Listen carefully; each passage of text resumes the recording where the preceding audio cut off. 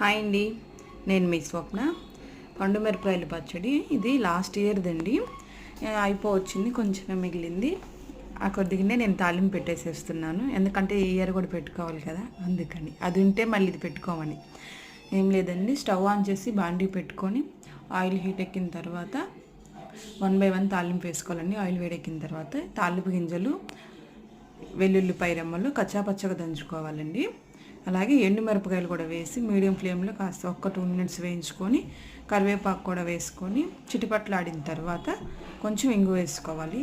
ఇంగు మాత్రం కంపల్సరీ వేసుకోవాలండి. ఈ నిల్వ ఉండే పచ్చళ్ళకి టేస్ట్ చాలా బాగుంటుంది. ఇంగు వల్ల పచ్చడి చాలా టేస్ట్ ఉంటుంది.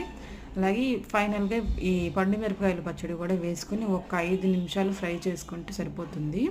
వేడివేడి అన్నంలో కనుక ముద్దపప్పు, పండు మిరపకాయల పచ్చడి, నెయ్యి వేసుకుని తింటే చాలా బాగుంటుంది టేస్ట్. తాలింపులో కొంచెం పసుపు వేయాలి, మర్చిపోయాను, నేను ఇప్పుడు వేసాను.